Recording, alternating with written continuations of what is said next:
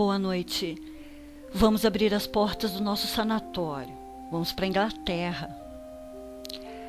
A casa de número 30 na East Drive, na cidade de Pontefract, foi por um tempo muito procurada por investigadores paranormais, médiums, parapsicólogos, repórteres e curiosos.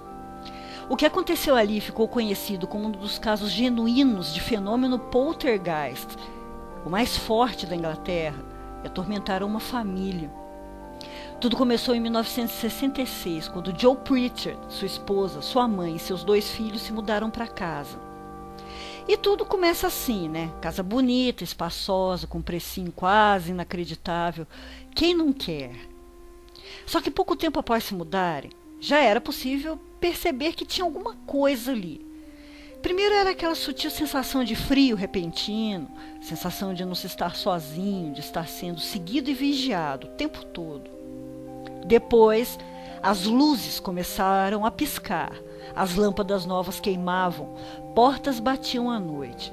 Mas até aí, tudo bem, são problemas que as casas apresentam. Então, os moradores nem deram muita importância. Foi em agosto que as coisas estranhas deixaram de ser assim tão sutis. Durante uma semana de feriado, parte da família viajou de férias, menos Philip, de 15 anos, e sua avó, Sarah. Eles estavam na cozinha, quando Sarah sentiu uma rajada de vento gelado, mesmo estando calor lá fora. O garoto saiu para ver se a porta estava aberta, mas ao voltar, viu uma névoa branca pairando sobre a cozinha, e dela caía um pó, parecido a pó de giz. Pensando se tratar de algum problema com as reformas que ainda estavam sendo feitas, Sarah foi chamar a outra filha, que morava perto. Só que quando voltaram, uma delas escorregou numa poça de água que havia se formado no chão. E logo em seguida mais poças foram surgindo, do nada.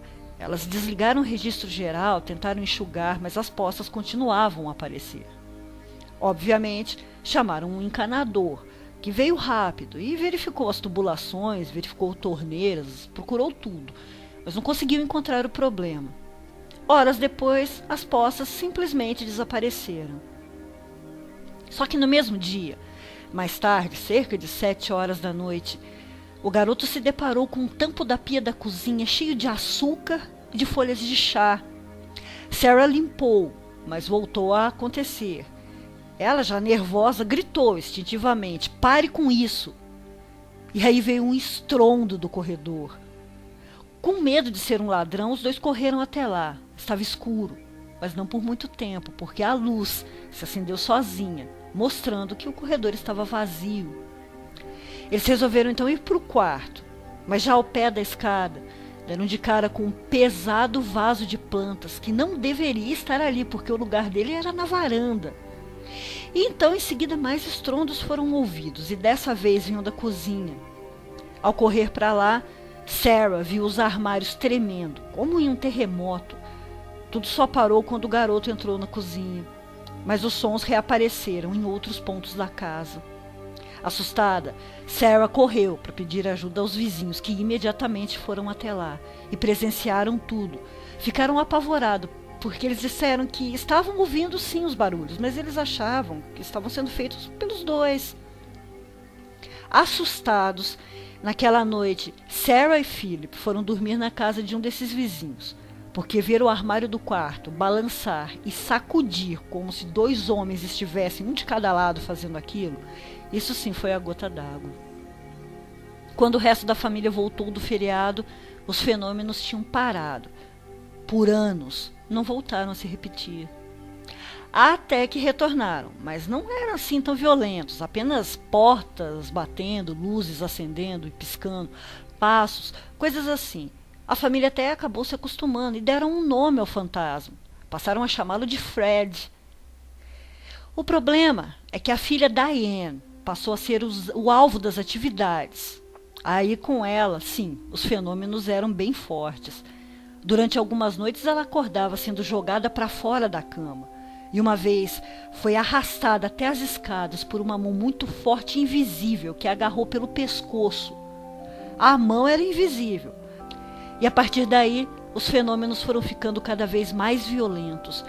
Quadros caíam das paredes, objetos eram arremessados ou se desmaterializavam em um lugar para aparecer em outro, e o ar ficava gelado, de repente. Nessas horas, todo mundo tem a sua receitinha, e um amigo da família também tinha, e resolveu então espalhar água benta na casa. E foi aí que os crucifixos apareceram pintados na parede, do nada, todos de cabeça para baixo, e os que estavam nas paredes da casa caíram. Ainda assim, a família se recusava a deixar o lugar, mas claro, eles viviam em constante pavor. Só que muito tempo depois disso, ocorreu a manifestação física do poltergeist. Ele apareceu quando o casal estava dormindo, e eles acordaram com uma figura negra que parecia usar capa e capuz pairando sobre a cama. Ele ficou ali por algum tempo e se dissipou. Nos dias seguintes, outros membros da família o viram em diversas partes da casa. Ele apenas ficava parado por um tempo e sumia. Visitantes também podiam vê-lo e o descreveram da mesma maneira, uma figura escura, sem rosto, de capa e capuz. Dias depois da entidade ter se materializado, os fenômenos pararam.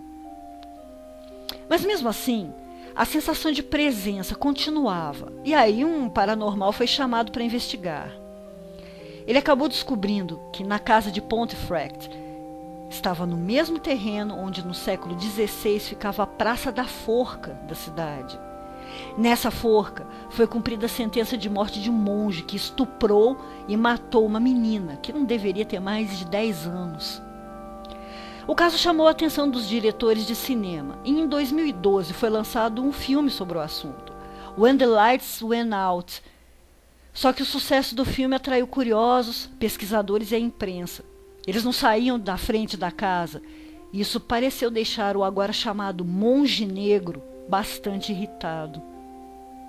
Bom, a última vez que o dono da casa foi visto foi no jardim da frente, terminando de colocar malas no carro.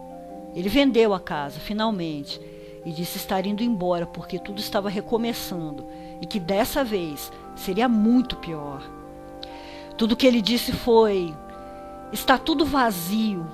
Meu Deus, ele está lá dentro. Hoje, a casa pertence ao produtor do filme. Semana que vem eu volto com mais um lugar perdido no mundo, mas um lugar onde os fantasmas são os donos. Doutora Play, fechando as portas do sanatório. Boa noite. Vão dormir.